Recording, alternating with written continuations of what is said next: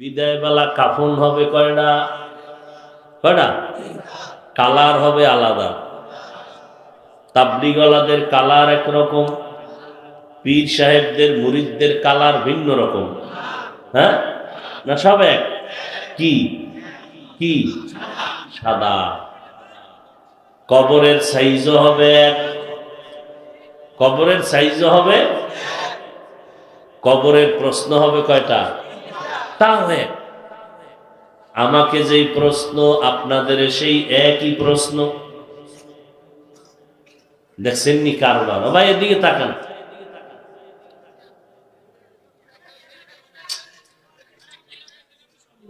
আচ্ছা আপনারা অস করেন, 5 মিনিট করেন, আমি চুপ থাকি। একটা পিডি লাগান, আপনি আমি বইতে।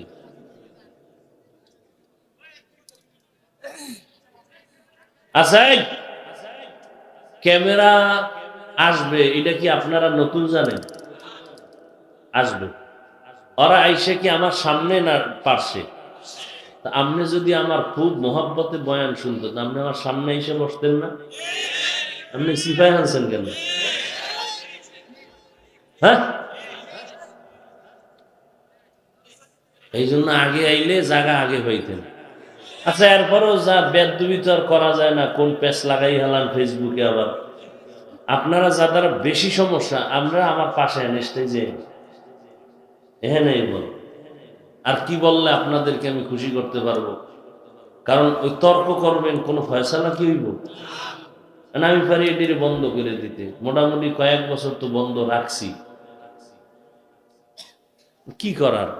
তওবা টওবা পড়ায় কিছু ময়দানে ছাড়ছি যে নামাজ পড়া লাগবে, আলেমদের বিরোধিতা করা যাবে না, আলেমদের সম্মান কমে এরকম কোনো বয়ান ছাড়া যাবে না, এগুলো বইলে টইলে মোটামুটি রাস্তায় কিছু দিছি। কারণ আপনারা তো ডাইরেক্ট শুনেন, বহির্বিশ্বে আমগো দেশি বহুত আল্লাহর বান্দারা, এরা তো আর ডাইরেক্ট শুনতে পারে না, এদের মাধ্যমে শুনে। তো বলবেন হাফিজ ভাই এর দ্বারা কি লাভ হয়? হ্যাঁ, আমি বুঝতাম লাভ হয় কিনা সন্দেহ ছিল, কিন্তু আলহামদুলিল্লাহ অনেক লাভ হয়। অনেকে টেলিফোন করে, একজনে টেলিফোন করছে, হুজুর কাঁদতেছে বাহির থেকে, টেলিফোনও তো পায় না, পাইতে পাইতে আর 6 মাস গেছি। তো কইতেছে আমি ব্যবসা করি, বিভিন্ন রাষ্ট্রে যাই, হোটেলে থাকতে হয়, আর হোটেলে থাকতে গেলে কত গুনাহ করা লাগে হুজুর, তা আমি করছি। হঠাৎ একদিন আপনার বয়ান শুনিয়া আমার ঘরে এখন অল টাইম স্ত্রী পরিবার সবাই নামাজ পড়ে। ও কানতেছে আর বলতেছে। তাহলে ওলামায়ে কেরামদের বয়ান উম্মত শুনলে ফায়দা হয়তো। এই জন্য কিছু বলি না। আমাদের মুরব্বী যারা আছেন ঢাকাতে বড়রা, এরা তো ছবি তুললে এগুলি দেখলি নামিয়ে যাইতি, ওখানে আই যদি দেখতি কালা কালা কি দৌড়। উজানির ফিসাব যদি আইতেন, দালকানগরের ফিসাব, যাত্রাবাড়ির সাহেব যদি আসতেন, যদি টের পাইতেন কালা কি জানি, এখানের 100 আলেম আর 50 জন মন্ত্রীও যদি পাও ধরত, যাত্রাবাড়ির হুজুরের এখানে আর বসায় বয়ান শুনতে পারত। চিনেন নি? হেরে খুব চিনেন, ভালো করে চিনেন। আমরা তো বেশি কঠোর করি না। হুজুরেরা কঠোর করলে কইবে খবরদার বরদয় ধ্বংস হয়ে যাবে। আর আমি যদি একটু চাপ দেই, কইবে ওরে বাপ, দেখছেন কাজ একটাই, আমার নামে হয়ে গেছে বাপ। বুঝেন না? বলবে আরে বাপরে বাপ, নতুন বাপ। এই জন্য চুপচাপ থাই। যতটুকু বলি স্কেল মাইপা বলার চেষ্টা করি। আল্লাহ সবাইকে বোঝার তৌফিক দান।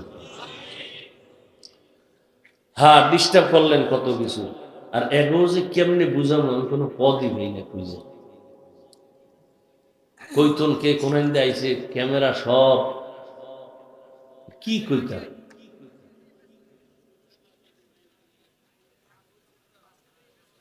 তো এই সাইডে কিছু লাগাইলে সব এক জায়গায় মানুষ দেখে না, সিফা সাফা দিয়া চাইয়া চোখ যায় ব্যথা হইল। কোন দিক দিয়ে কি কইতাম?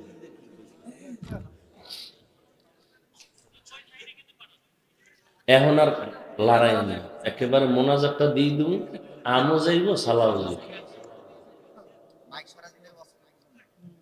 হ্যাঁ, তা খারাইয়ে করবো। একজনে আমার দেখে না টেবিলের লিগে, এখন খারাই করা লাগবে, আর কি করা। মানে এমন অবস্থা আমগো এখন, স্বামী আর স্ত্রী লাগছে ঝগড়া, লাগে না মাঝে মাঝে? এখন স্বামী রাগ করে রাখা, এই ফেতনি আমার চোখের আড়াল হয়ে যা। এখন স্ত্রী ভয়ে সিঁড়ি বাইয়া দোতলায় উঠতেছে, স্বামী গায়ে উপরে কই যাও, খাই উপরে দোতলায়, খাই উঠবি তালা। স্ত্রী ভয় পেয়ে নিচে নামতেছে, কয় নিচে নামবি তালা। মাঝখানে খাড়ায় রয়েছে, খাড়ায় থাকবি তালা। স্ত্রী কয় কি করবো, কয় কি করলো তালা।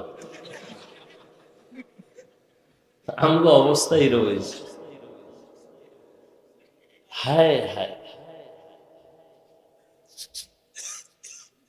আল্লাহ আমাদের সবাইকে কবুল করেন। তো যে কথা বলতেছিলাম, আপনারাও মুসলমান, আমিও। যুবকেরা খেয়াল করো, তোমার তো ফিডাইতার মনে হয় পাও ধরে বুঝাইতেছে, আর কেমনে বুঝানো? আমার খায় একলো কোনো কাম নেই, তুমি আমার বেতন দাও। এই ইমাম সাহেবের বেতন 5,000 নাইলে সর্বোচ্চ 10,000, 6 মাস বাকি, ঠিক না? সরকারের টাকা খাইয়া যারা চাকরি করে, এরা হট করে দেখবেন যে লাল বাতি লয়ে খারাই গেছে, কি স্কেল বাড়াও নাহলে গদিতে আগুন জ্বালাইব। কেমন নিব খারাপ, খায় সরকারের, আবার হেরে গেল।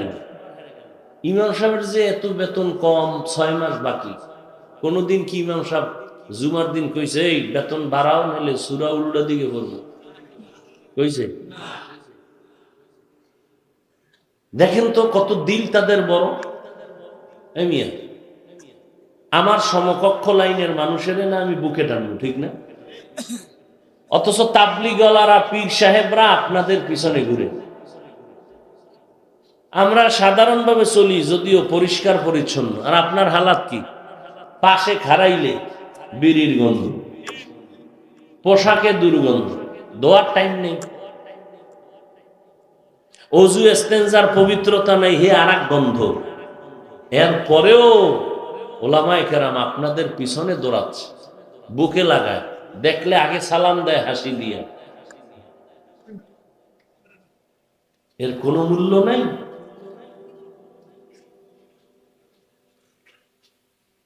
আপনি মুসলমান, আমাদের আল্লাহ এক, নবী এক, কোরআন এক, কালেমা এক, ধর্ম এক, কাবা এক, অথচ আপনারে বয়ান করা লাগতেছে 12 মাস, পাও ধরে ধরে বয়ান করি, মনে হয় আপনার টাকার কেনা গোলাম আমি। আপনি টুপির বয়ান করিয়াও আপনার মাথায় টুপি উঠে না, আমি টুপি ছাড়তে পারি না, আর আপনি দিতে পারেন না। আপনি কত ভিআইপি মুসলমান। আপনার দাড়ি রাখতে লজ্জা লাগে, আর আমার কাটতে লজ্জা লাগে। আপনি কেমন ভিআইপি মুসলমান? আপনি মসজিদে ঢুকতে লজ্জা পান, আমি না ঢুকলে লজ্জা পাই। আপনি পর্দা করতে লজ্জা লাগে, আমার পর্দা না করলে লজ্জা লাগে। আপনি লম্বা জামা পরতে লজ্জা লাগে, আমার লম্বা জামা না পরলে লজ্জা লাগে। আর বুঝেন তো আপনার পাওয়ার কত মুসলমানি, আপনি কত হাই লেভেলের মুসলমান। তাবলিগলারা পাও দৌড়ে বয়ান করে, পিসাবরা পাও দৌড়ে বয়ান করে, কেউ গালি দেয় না, আমরা বয়ান করি পাও দৌড়ে। মোনাজাত দিলে দুনিয়ার গোষ্ঠী শুদ্ধ জান্নাতে ঢুকানের দোয়া করি, একটা গালি দেই না। ওই পরিবর্তন তো নেই। একটু চিন্তাও করেন না যে এই যে চিল্লাই কারণটা কি? পৃথিবীতে কথা বলার মতো কষ্টের কাজ আর একটাও নেই।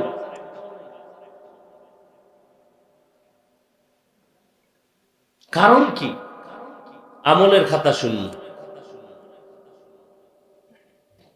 একমাত্র কারণ রসুলের মহব্বত অন্তরে লালন করি, নবীজির কোনো গুনাহ নেই। জীবন ভর 63 বছর হায়াতে ভুলেও একটা মিথ্যা কথা বলেন। এই যুবক, তোমার এক নেতার নাম কত যে মিশা কয় না? বোবা হয়ে আছো কেন?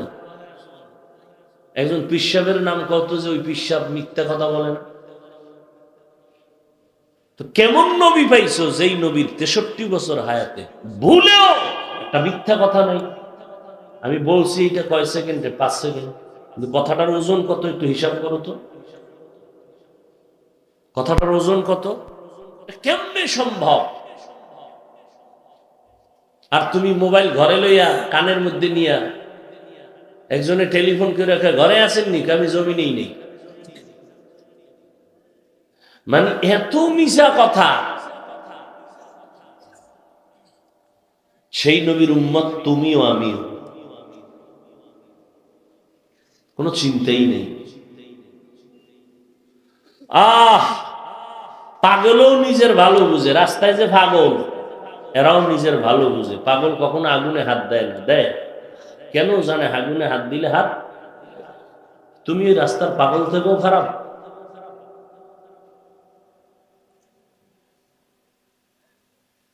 জীবনটা কি নিয়ে তুমি আসো বলো তো বাবা?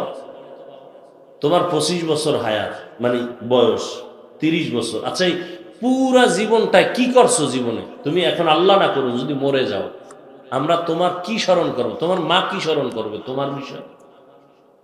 কাজী নজরুল মরে গেছে, সবাই স্মরণ করে তার ভালো কবিতা।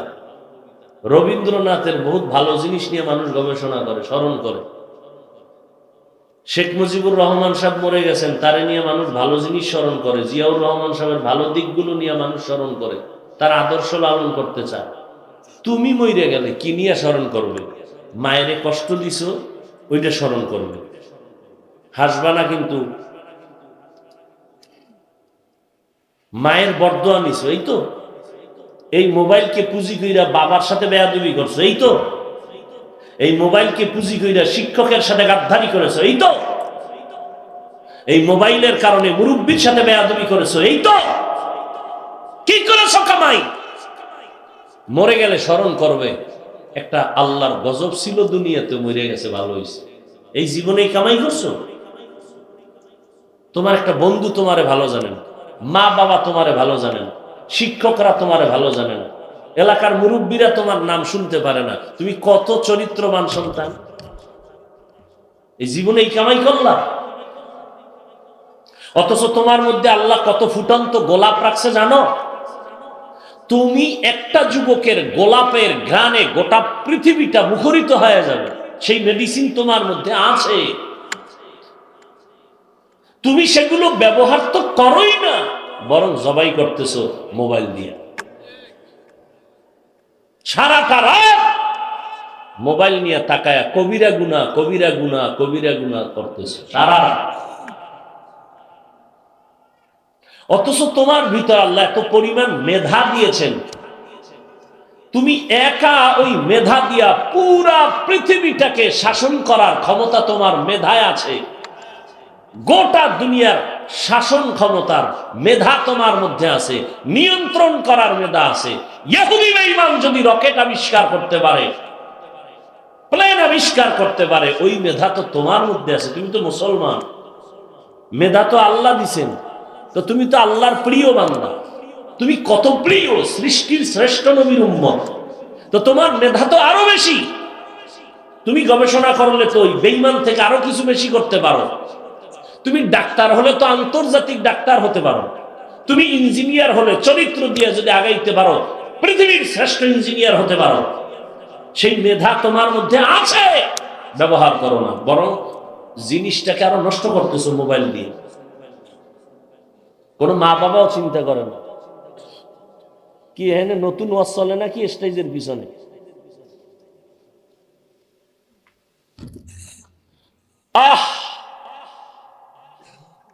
রাগ করেন যুবক, মাফ করে দিন। একটা কথা যদি ফাউল বলি, দাঁড়ায় বলবেন হাফিজ ভাই কথাটা রং, 2 কান ধইরা এখানে তওবা করো। খুব খেয়াল করো, যুবকদেরকে বলছি, বেশি যুবক। সৃষ্টিগতভাবে পুরুষের তুলনায় নারীর জ্ঞান কম, এটা জানেননি? কথা হয় না। একটা নারী যদি এই দেশটারে চালাইতে পারে, তুমি পুরুষের মেধা তো আরো বেশি, তুমি কি না পারবা?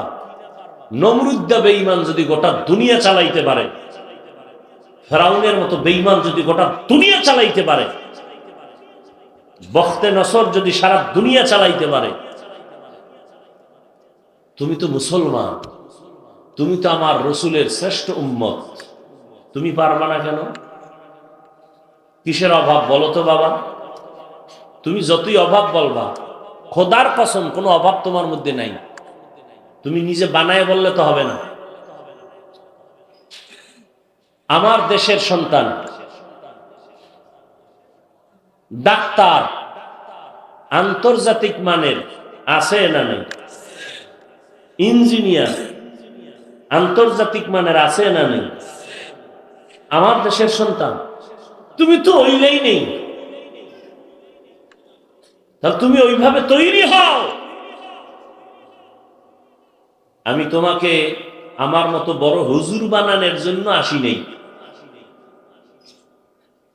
একবারও বলবো না তুমি আমার মতো বড় হুজুর হও, ভুলেও বলবো না ইনশাআল্লাহ।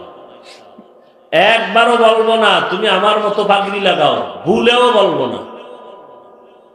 ভালো করে শুনো, হৃদয়টা এতটাই বিনয়ী হয়ে এখানে বসছি, মন তৈরি হয়ে গেছে শুধু তোমার অর্ডারের অপেক্ষা। যদি বলো হাফিজ ভাই নিচে নামেন, পাও ধরেন, আমরা সব লাইনে চলে আসবো, খালি বলবার নেমে যাব। একবারও বলবো না আমার দলে আসো,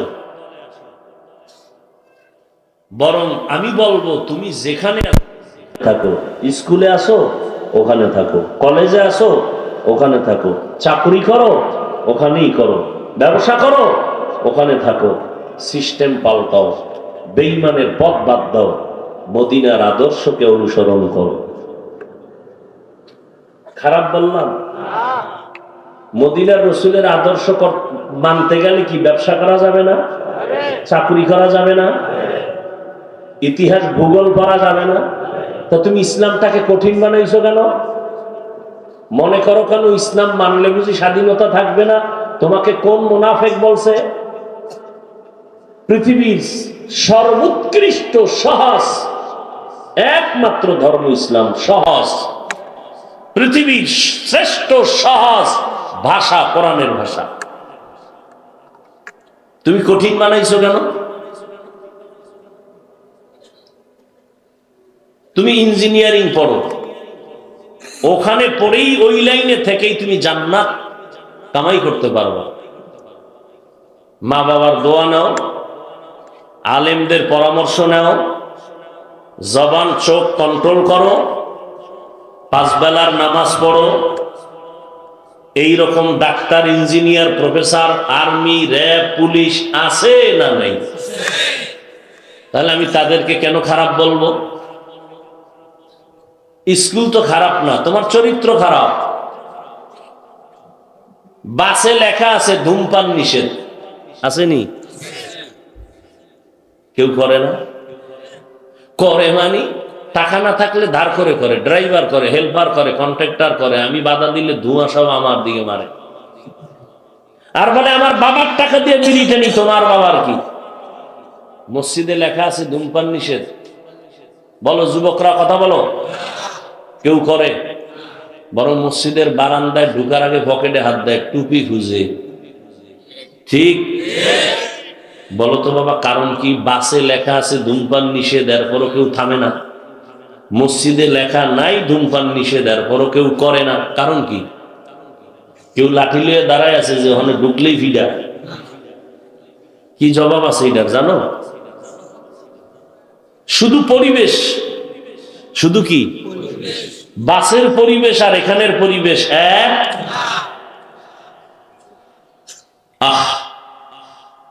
আল্লাহ কত আদর করে আমাদের বানাইছেন। গোটা জমিন আমার, আল্লাহ সব আমার, জঙ্গলের পশু পাখি সব আমার গোলাম, আসমান আমার গোলাম, জমিন আমার গোলাম, সূর্য আমার গোলাম, পাহাড় আমার গোলাম। আমরা কার গোলাম? তুমি আল্লাহর গোলাম হও, বাঘ তোমার কথা উঠবে আর বসবে, সূর্য তোমার কথায় দাঁড়ায় যাবে। এই নজির আছে তো? মরা গাছ কথা বলবে। কিন্তু তুমি আল্লাহর গোলাম হতে হবে। হুজুর গোদারে পানি পড়া নাও কেন, তুমি ফু দাও। খোদার কসম, কোন হুজুরের পানি পড়া লাগবে না, তুমি ফু দাও। শুধু বলবা বিসমিল্লাহ, বাস। বিসমিল্লাহ বইলে এক বোতল পানিতে ফু দিয়া মৃত্যুসজ্জার রুগীরে পান করাও, সুস্থ হয়ে যাবে। কিন্তু বিড়িওয়ালা মুখ দিয়া নয়। তুমি জবানটাকে পবিত্র করো, খালি বিসমিল্লাহ কয়ে পানিতে ফু দিবা, কার্যকর শুরু হয়ে যায়। কেমনে বুঝাইতাম? যুবক, সবাই তো সম্মান চায়, সবাই সম্মান চায় না? কিন্তু আজীবনের জন্য মনে রাখবা, কম্পিউটারে লিখে রাখবা, লেমিনেটিং করায় ঘরের দরজায় বড় অক্ষরে টানায় রাখবা। জীবনের চূড়ান্ত সফলতার মানদণ্ডে যদি জীবন কাটাইয়া সম্মান নিয়ে কবরে যেতে চাও, দুইটা পুঁজি লাগবে। কয় পুঁজি? লিখে রাখবা। যুবকেরা, জীবনভর তো রাত্রে আকাম করছো মোবাইল চালাইয়া, ওই মোবাইল থেকে অনেক কিছু ভালো জিনিস গ্রহণ করবা। আজকে থেকে বাসায় গিয়া গুগলে সার্চ দিবা, সমস্ত দুনিয়ার চিকিৎসা বিজ্ঞানীরা কি বলে থিওরি গুলো নিবা। পৃথিবীর সর্বোচ্চ সম্মানের জিন্দেগি কাটাইয়া যদি মরতে চাও, মরে গেল দুনিয়াবাসী স্মরণ করবে সম্মানের সাথে, সেই জিন্দেগি যদি চাও, দুই পুঁজি লাগবে। চাই তুমি স্কুলে পড়ো, কলেজে পড়ো, চাকরি করো, ব্যবসা করো, পুঁজি লাগবে কয়টা? বলো যুবক ভাইরা, বলো কয় পুঁজি? এক নাম্বার সুস্থতার, এক নাম্বার। দ্বিতীয় লাগবে সুন্দর চরিত্র। কি লাগবে? তুমি পরীক্ষায় কলম ধরার আগেই 99, এত ব্রেন তোমার ব্লেডের মতো দাঁড়, পরীক্ষায় তুমি গোটা বাংলাদেশের মধ্যে শ্রেষ্ঠ, চরিত্রটা তোমার লুজ। এক পয়সার দাম আছে নাই, কেউ তোমাকে সম্মান করবে না, যেখানে যাবা জুতা। নাম্বার 2, তোমার সুন্দর বাড়ি গাড়ি সব হয়ে গেছে, তোমার মতো ধনী গাজীপুরে কেউ নাই, কপাল খারাপ, তুমি অসুস্থ, তোমার ডাইনিং টেবিলের ভেতরে উটের গোশত, হরিণের গোশত, গরুর গোশত, হরেক রকমের গোশত, হরেক রকমের মাছ, কিন্তু কপাল খারাপ, তুমি অসুস্থ, ডাক্তার রেড সিগন্যাল লাগায় রাখছে, খাইলেই মরবি। তো তোমার এই বাড়ি গাড়ি দিয়ে কিছু হবে? আছে শান্তি? এজন্য সম্মানের সর্বোচ্চ শিখরে যদি থেকে সম্মান নিয়ে মরতে চাও, যুবক, কয় পুঁজি?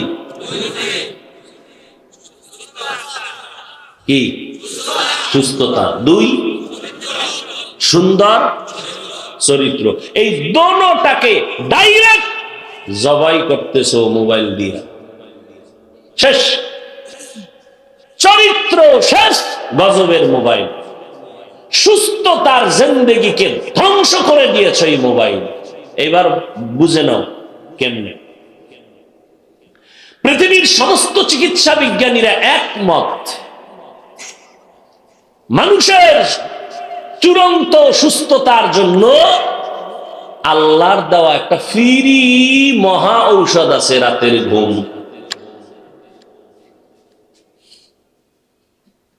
শুধু ঔষধ না মহা ঔষধ? টাকা দিয়া না ফ্রি? সে ঔষধটা কি? দিনের না রাতের? রাতের ঘুম মানে কি 12 ঘন্টা? সন্ধ্যার ঘুম না। আমাকে হুজুরের কথা তো বিশ্বাস কম করো, এই জন্য বারবার দলিল দিতেছি। গুগলে ঢুকতে কই, কারণ ওখানে সব তোমাকে গুরুরা বসা, প্যানওয়ালা, টাইওয়ালা, শাকওয়ালা, সব বড় বড় কলামি ডাক্তার, গবেষক, এরা তারিখ দিয়ে রাখছে। কোন ডাক্তার বলছেন রাতের ঘুম শরীরের মহা ঔষধ, ফ্রি, কবে বলছেন, কোন দেশের গবেষক, সব ডিটেলস ওখানে দেওয়া আছে।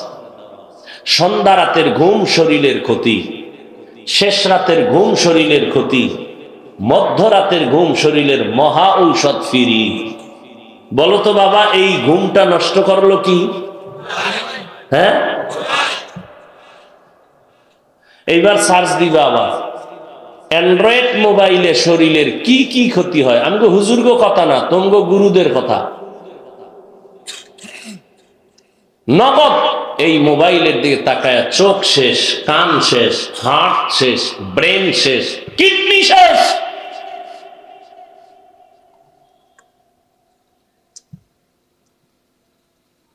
তুমি নিজে তাকায় তাকায় একটু ভাবো তো বাবা। রাগ করবা না, যদি সত্য বলে থাকি সাপোর্ট দিও, মানো আর না মানো। তুমি কার প্রেমে পড়ে রাতের ঘুম মাইরা অসুস্থ হইতেছো? যার প্রেমে পড়তেছো তুমি অসুস্থ হইলে আর এক সেকেন্ড তোমারে ভালোবাসবে? ও তো কোরআন শরীফ লইছে তোমার সামনে 13টা, আর এক জায়গায় লইবে 14টা। কি বরং ওই যে এখন বলে না শুধু ব্ল্যাকমেইল চলে, ব্ল্যাকমেইল চলে, তোমার থেকে কিছু টাকা পয়সা নিয়ে আবার আর এক নদীতে পাড়ি দিন। তুমিও যেমন খারাপ, তোমার বি গ্রুপ তারাও খারাপ, নিজের জীবনকে ধ্বংস করে দিতেছে। কে বলবে এই কথা? কে শুনবে এই কথা? কে মানবে এই কথা? রাতের ঘুম শরীরের মহা ঔষধ, মোবাইলের দিকে তাকাইয়া কবিরা গুনাহ করতে করতে রাতের ঘুম নষ্ট করে ফেলেছো। চোখের পাওয়ার নাই, হঠাৎ করে দেখবি কাছের জিনিসও দেখা যায়। ও যুবক, মাওলায় যদি অন্ধ বানায় দেয়, কেমনে রাতের মোবাইল চালায়া দেখবা? আল্লাহ পারেননি? হঠাৎ জ্বর, জ্বরের মধ্যে থেকে এক সপ্তাহ পরে ওইটা কান্দে, চোখে দেখে না। আজকে তো সব মিডিয়া। এক বেটা বিদেশ আছে, মিডিয়া আছে, বিদেশ থেকে এয়ারপোর্টে নামছে, বউ গাইছে তারা আগায় নিতে। উম্মা তাকায় দেখে স্বামীর চোখের পাওয়ার নাই, অসুস্থ হয়ে বিদেশ হয়ে পাওয়ার গেছে।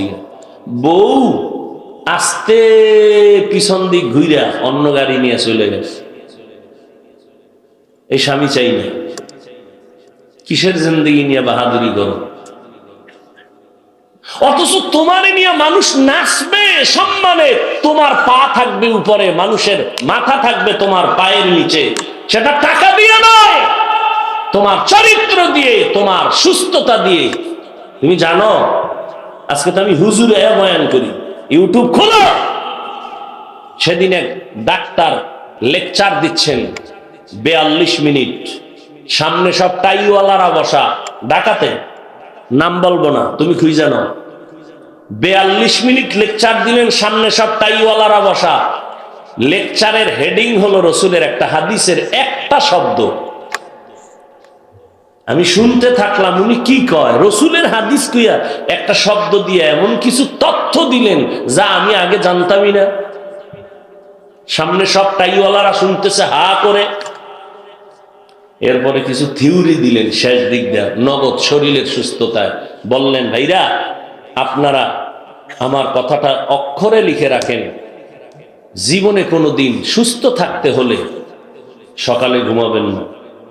নাম্বার 2, ঘুম থেকে উঠেই বাসি মুখে এক গ্লাস পানি পান করবেন, কুলি করবেন না। বাসি মুখে এক গ্লাস পানি পান করবেন, পরে কুলি হোক, অজু হোক, ফ্রেশ হোক, ভিন্ন। নাম্বার 3, মৃত্যু পর্যন্ত কোনোদিন পানি দাঁড়াইয়া পান করবেন না। সমস্ত বৈজ্ঞানিকরা একমত, গবেষকরা একমত, দাঁড়াইয়া পানি পান করলে কিডনির উপরে আক্রমণ হয়। রসুল 1500 বছর আগে কি কইছেন? দাঁড়ায় কিছু খাইও না, পান করো না। বৈজ্ঞানিকরা গবেষণা করছে, মুহাম্মদ এটা কেন বলল? সিদ্ধান্ত দিল মুহাম্মদের প্রত্যেকটা থিওরি শুধু সুন্নাত আর পরকালের সওয়াব না, প্রত্যেকটা থিওরি মানুষের দুনিয়ার লাইনে শরীরের মহা ঔষধ। আমি তো ব্রাশ করি, মেসওয়াক করি, বহুদিন পরীক্ষা করে দেখছি মেসওয়াকের দ্বারা মুখের দুর্গন্ধ আর পরিষ্কার যেই পরিমাণ হয়, দুর্গন্ধ যায়। পৃথিবীর শ্রেষ্ঠ টাকা দিয়ে শ্রেষ্ঠ ব্রাশ কিনলেও মুখের দুর্গন্ধ মেসওয়াকের মতো ক্লিয়ার হয় না। আমি তো আর ব্রাশ একটা কিনি না, আমার তো আর বাজারে যাওয়ার উপায় নেই। গেলি কয় হুজুর কি কথা বলেন, সেলফি বাথরুমটা বাইরে দিয়ে দরজা একজনে দাঁড়ায় দিচ্ছে। আমি কি তুই ঢুকলি না কেন?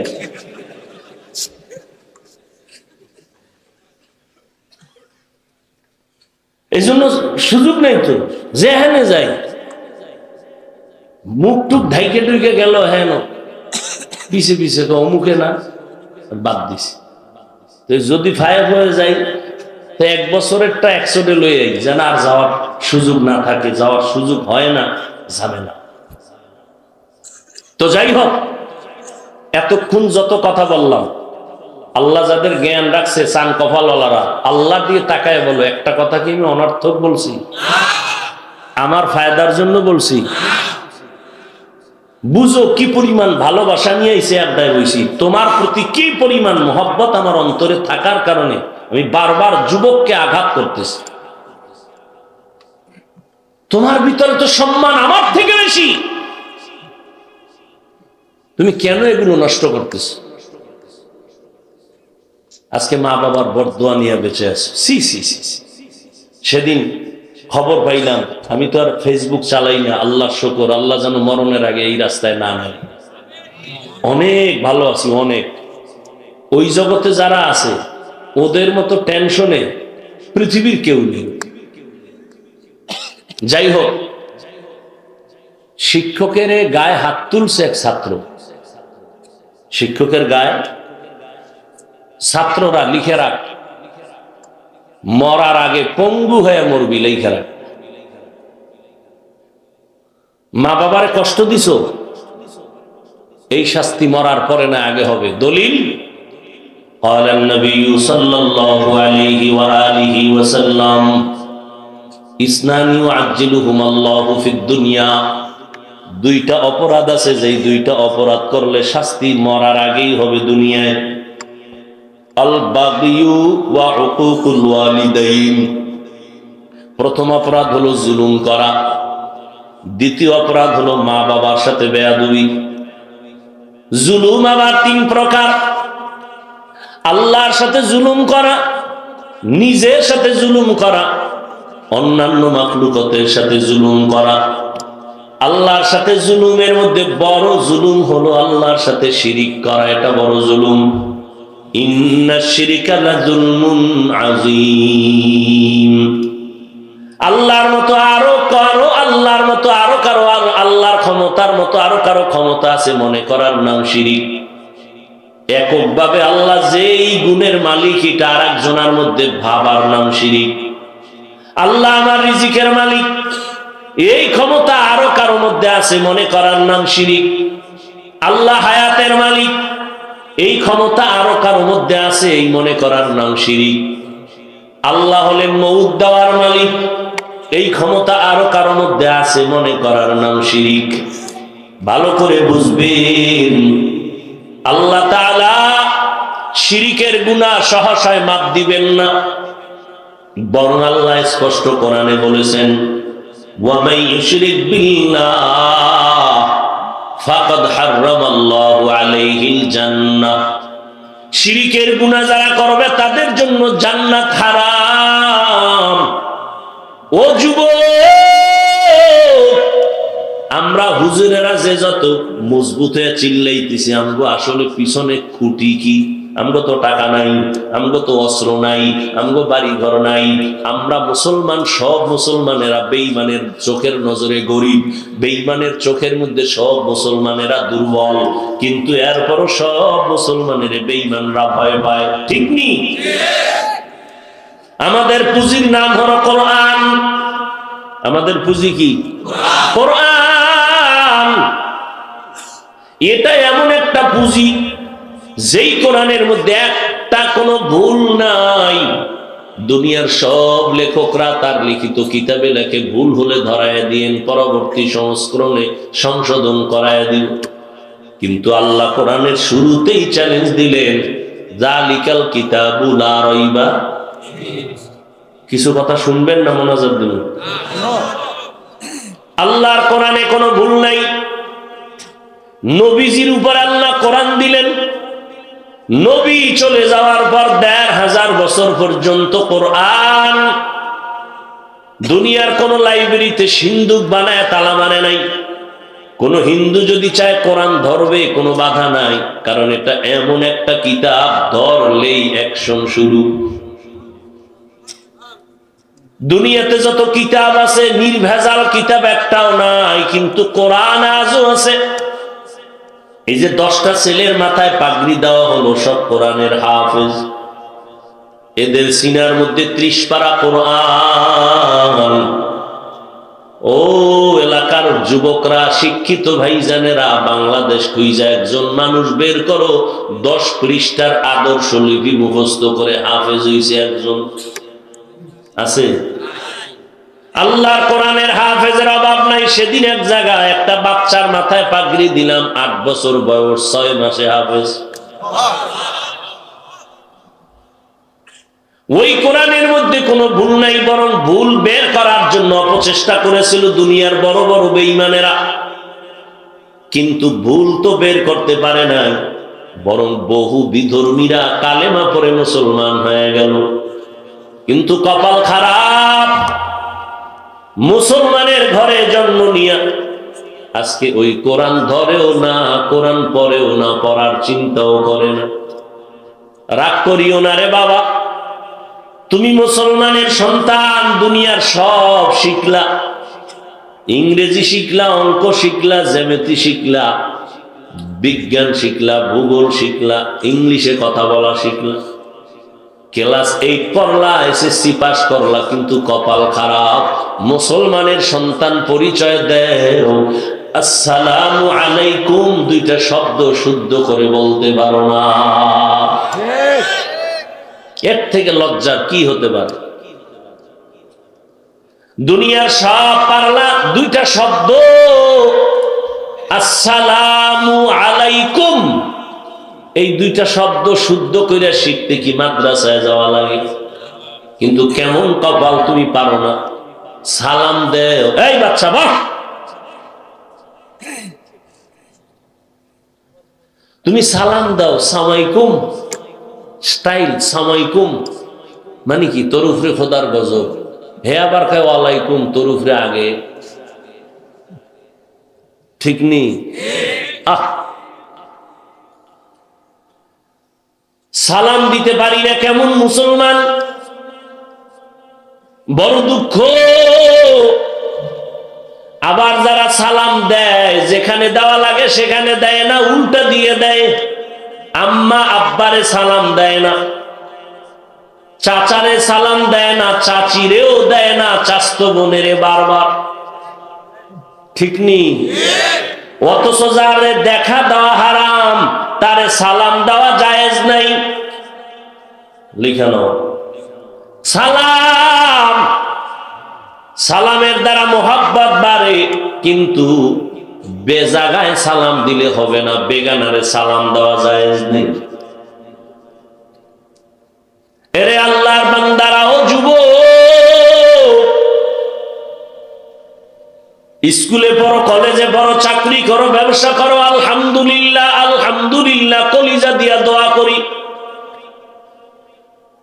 আমি কওমি মাদ্রাসার সন্তান, একবারও বলি নাই কওমি মাদ্রাসায় না পড়লে তুমি জাহান্নামে যাইবা। আমি তাবলীগের লাইনের সন্তান, একবারও বলি নাই তাবলীগ না করলে তুমি জাহান্নামে যাও। আমি আহলে হক পীর মাশায়েখের লাইনের সন্তান, আমি কিন্তু একবারও বলি নাই তুমি পীরের কাছে না গেলে জাহান্নামে যাইবা। আমি কি বলতে চাই, তুমি যেই লাইনে থাকো, আমি 2টা কথা তোমার অন্তরে ঢুকাতে চাই। এক, জীবনে যতদিন বাঁচবা গোলামি করবা আমার আল্লাহ, যতদিন বেঁচে থাকবা আদর্শ মানবা মদিনাওয়ালা নবী। ওগো নবীর উম্মতেরা,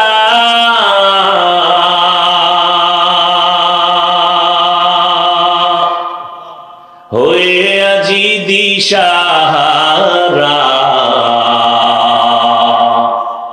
কোরআন হাদিসের চলো যখন যাহা চায় মনে,